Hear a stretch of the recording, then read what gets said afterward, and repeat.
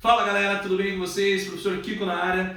Seguinte, venho aqui nessa sexta-feira gelada de Curitiba mostrar um trabalhinho que eu estava fazendo aqui, ocupando o meu tempo para entender um pouquinho melhor esse Covid-19, certo? E mostrar algumas curiosidades para vocês aí que podem aparecer no vestibular relacionados à nossa pandemia. Bom, em primeiro lugar, ouve-se no noticiário que a curva relacionada ao crescimento de números infectados, por exemplo, é uma exponencial. A gente tem que tomar cuidado com isso, que o crescimento, eu posso dizer que ele é exponencial para determinados valores, porque essa curva ela tem uma variação. Essa curva, na verdade, galera, ela se chama curva sigmoide, ou também conhecida como curva logística, certo? E essa curva aí, a gente consegue, elas são modelos de pandemia. Se você for pesquisar lá na internet, você vai encontrar curvas para pandemias, ecossistemas e outras coisas aí que os professores de biologia podem falar melhor a respeito, certo? Então aqui eu fiz um trabalhinho onde eu fiz o seguinte: eu coletei o número de dados infectados dia após dia, desde o primeiro dia da pandemia, aqui no Brasil. Já vou deixando claro que isso daí é feito para o Brasil, tá? Eu calculei para o Brasil, eu fiz aqui o meu trabalhinho aqui para o Brasil.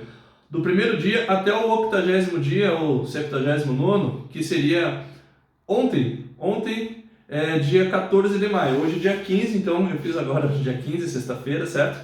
Então, para a gente ver o comportamento dessa curva aí, como é que funciona, e algumas previsões desse modelo matemático que a gente pode mais ou menos predizer se o padrão de números de infectados continuar sendo o mesmo. A gente sabe que esse padrão ele pode ser alterado conforme as políticas aí dos governos forem mudadas, a população for se isolando de certa forma, então pode mudar esse comportamento, certo? Então vem comigo aqui, deixa eu te mostrar algumas predições que a gente pode fazer aí. Olha só, aqui nesse aplicativo, chama-se GeoGebra, ele é gratuito, você pode fazer isso aí também e ver que eu não estou errado, qualquer um pode fazer isso daí. Olha só, no lado esquerdo dessa planilha eu coloquei todos os dias, até o dia de número 80, e lá nos dados do governo, lá, a notificação até ontem era de 201 mil. Escutei hoje no noticiário que já estava em 217, 218 mil, alguma coisa assim, já não estou mais lembrado, certo? Porém, já com esses dados já é suficiente para a gente predizer a curva. Então, quando eu fui plotando os pontinhos, olha só o gráfico que foi surgindo. Essa é a curva chamada sigmoide. Ela começa no crescimento exponencial, depois ela tem uma certa faixa linear e depois ela vira uma curva logarítmica, certo? Então, o que eu poderia tirar de informação bacana aí? Olha só, se a gente olhar para o eixo X, nós estamos no dia de número 80, certo? Nós estamos aqui ainda, estamos nesse pontinho aqui ainda da curva. Nós vamos enfrentar mais esse crescimento até que o crescimento de casos infectados se aproxime de zero, certo? A variação, eu diria, se aproxima de zero. Olha só, e aí aqui a gente consegue ter uma seguinte ideia: o dia 80 lá pelo dia 140, ou seja, daqui 2 meses teremos um número de casos de infectados tendendo a zero por dia. Então essa é a ideia. Olha só, mais 2 meses aí, hein, de casos infectados. Mas como eu falei, a curva ela pode mudar dependendo das políticas adotadas aí, né? Tem vários fatores que podem mudar, mas até então, desde o início até agora, ela vem certinho seguindo esse padrão. Nesse aplicativo eu posso tentar mudar. Eu posso colocar aqui outros tipos de curvas para ver se elas se ajustam. Eu estou na curva logística, que é essa sigmoidal que eu falei. Se eu colocasse exponencial, olha o que vai acontecer. Ela vai ter que seguir esse padrão aqui, e ela não está nesse padrão. Ah, mas pode ser logarítmica, professor? Será? Vamos colocar uma curva logarítmica aqui. Eu tenho aqui log, logarítmica ela seria assim.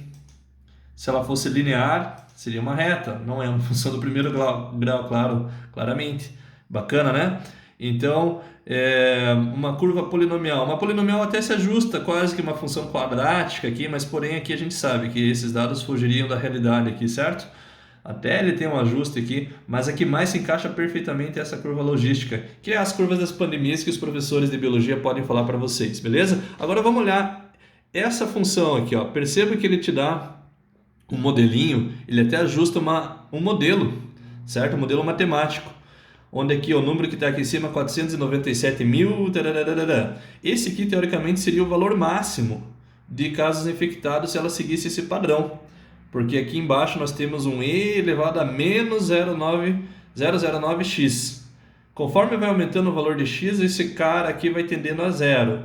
Quando ele tende a zero, obviamente sobra o número 1 aqui, daí eu dividi isso daqui por 1, dá o numerador, dá esse 497 mil. E olhando para o gráfico, essa linha tracejada aqui, ela ajuda a gente a entender aqui, ó, que ela está aproximando de 500 mil, o número de casos aqui ele não vai aumentar mais praticamente, certo? Então, no final do ano aí provavelmente pode aparecer em algum vestibular para vocês, alguma coisa perguntando relacionada a isso, seja na prova do Enem, seja algum vestibular que você for fazer, tenho certeza que pode cair alguma coisa relacionada a isso.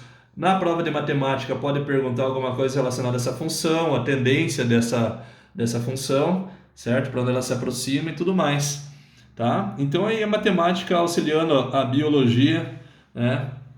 Nos casos aí de pandemias, como é importante a matemática no nosso dia a dia. Então essa é uma colaboração aí que eu queria mostrar para vocês aí, para vocês entenderem um pouquinho a mais do que está acontecendo, tá? De uma forma bem didática, que dá para aplicar aí no ensino médio de uma forma bem bacana.